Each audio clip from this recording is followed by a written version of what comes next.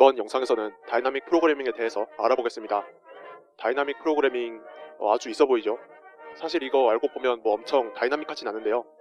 이걸 만든 벨만이라는 사람이 다이나믹이라는 단어가 단순히 멋있어서 다이나믹 프로그래밍이라고 이름을 붙였다고 합니다. 그냥 제 딴에 조금 더 이해가 될 만하게 이름을 바꾸면 부분 분할 풀이 정도로 설명을 할 수 있을 것 같네요.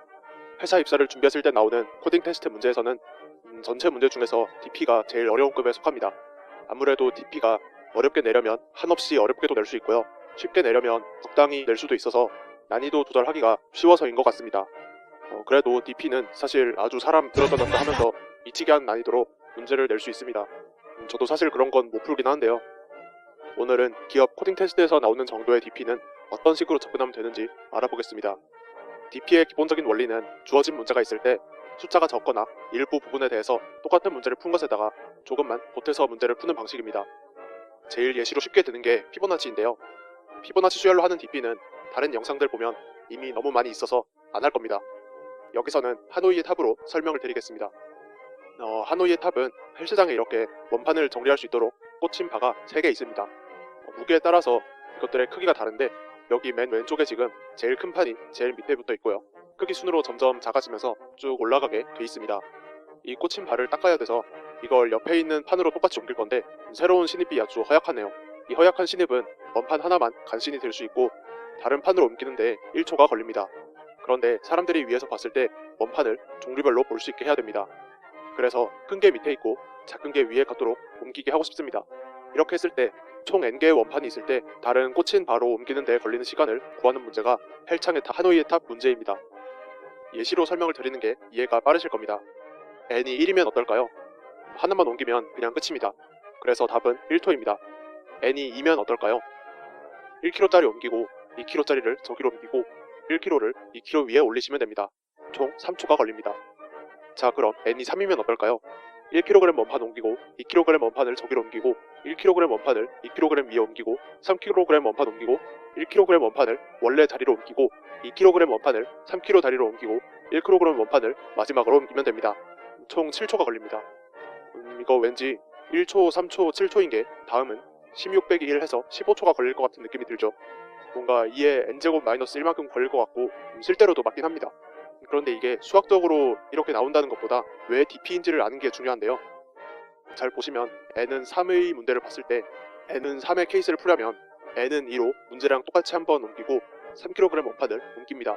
그 뒤에 n은 2일 때 문제랑 똑같이 한 번 더 옮기면 n3의 문제가 풀립니다. 나머지도 똑같은데요. n이 몇인지는 몰라도 2 이상의 숫자면 n-1개를 옮기는 데 걸리는 시간만큼 들여서 n-1개를 옮기고 맨 밑에 했던 원판을 옮긴 다음에 또 한 번 더 n-1개를 옮기는 데 걸리는 시간만큼 더해지게 됩니다.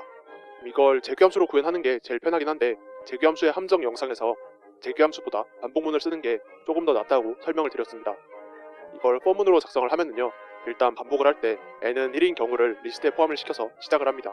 그 다음에 첫 번째 경우는 이미 넣었으니까 n-1번 포문을 돌리는데요.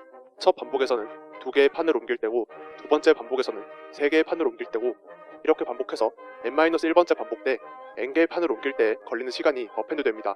여기서 리스트의 마지막 아이템을 리턴하면 돼서 이 알고리즘 자체는 되게 간단합니다. 이게 막상 DP인 것만 알아내면 구현 자체는 웬만하면 간단하게 할 수 있는데요. DP가 어려운 이유는 문제를 봤을 때 이게 DP 문제인지 감을 잡기 어렵기 때문입니다. 사실 저도 작정하고 DP로 푼다는 걸 숨겨놓은 문제는 잘 못 찾아냅니다. 그래서 사용하는 방법이 일단 코테 문제를 봤을 때 전형적인 패턴을 읽잖아요. 미루찾기나 직사각형 판에서 블록 만들기면 BFS로 풀기, 가장 최근에 최대 최소값이랑 비교하는 문제는 스택으로 푼다든가 하는 것들, 그런 거 있죠. 이런 패턴들에 걸리는 건 일단 그 방식대로 풀고요. 그러고 나서도 뭔가 감이 잘 안 오는 건 그냥 무지성으로 이거 DP로 풀 수 있나? 라고 생각하셔서 억지로 끼워 맞춰 보는 겁니다. 이건 DP 문제로 나온 연습 문제다 라고 굳게 믿으셔서 스스로 셀프 가스라이팅을 하셔서 한번 풀이법을 생각해보세요. 만약에 그래도 안 떠오르시면 다른 법을 생각해보시면 됩니다. 좀 무책임하긴 하고 무식한 방법이긴 한데 그래도 꽤 먹히긴 합니다. 이것도 전형적인 문제긴 하지만 한번 볼게요. DP는 한 이 정도 난이도의 문제로 회사 코딩 테스트에서 출제를 합니다. 계단처럼 칸 이동을 하는데 점프를 해서 한 번에 2칸, 3칸, 5칸씩 뛸 수 있다거나 거스름돈이 있는데 공전 종류가 2원, 5원, 어쩌고저쩌고 한다거나 뭐 이런 문제를 푸실 때는 거의 DP라고 생각하시면 됩니다. 이 문제는 2칸, 3칸, 5칸씩 뛸 수 있는 계단이 있을 때 n번째 칸을 갈 수 있는 경우의 수가 몇 가지가 있는지 구하는 문제입니다. 이 문제를 DP로 풀 수 있는지 한번 생각을 해볼게요. 0, 1은 0이고 2, 3은 기본적으로 한 가지 점프로 할 수 있고 4는 2, 2 점프로 한 가지 경우고 5는 그냥 5 점프나 2, 3 점프나 3, 2 점프로 세 가지고 6은 2, 2, 2 점프나 3, 3 점프로 두 가지고 7은 2, 2, 3이랑 2, 3, 2랑 3, 2, 2랑 2, 5도 되고 5, 2도 되네요. 총 5가지 경우가 있는데 생각해보니까 마지막에 2점프인 거는 앞이 2, 3이거나 3이거나 5점프인데 이건 아까 5의 답이랑 같네요. 그러면 마지막이 3점프인 건 2, 2점프 하나만 있었던 4에서 온 거고 마지막이 5인 건 2점프 하나만 있었던 2에서 온 거니까 2답 더하기 4답 더하기 5답인 것 같네요. 이게 어디서 온 건지 생각을 해보면 n-5답 더하기 n-3답 더하기 n-2답에서 각각 5점프, 3점프, 2점프 한 게 답이구나 하고 생각하실 수 있습니다. 그러면 알고리즘을 짜면 이렇게 됩니다.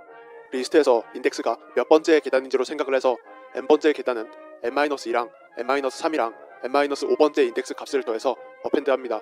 그걸 반복한 뒤에 맨 마지막을 리턴하는 방식으로 구할 수 있습니다. 이렇게 숫자 몇 개를 대입해봐서 답을 한번 계산을 해보세요. 그 답이 이전 몇 개의 답을 합하거나 어떤 숫자를 곱해서 만들어지는지를 확인해보면 이게 DP 문제인지 아닌지 확인을 할 수 있습니다. 그리고 다른 팁을 드리면 보통 이렇게 DP 문제는 재규적으로 풀리는데 이런 알고리즘은 답 숫자가 보통 n에 따라서 기하급수적으로 증가합니다. 만약에 결과를 내서 엄청 큰 수로 나눈 나머지를 리턴하라고 하면 DP 문제인지 한번 의심해보는 것도 좋습니다. 그런 게 아닌데도 DP 문제면 진짜 작정하고 숨긴 거니까 그냥 줘줍시다. 이런 건 하나쯤 못 풀어도 다른 거 풀면 통과시켜 줄 겁니다. 감사합니다.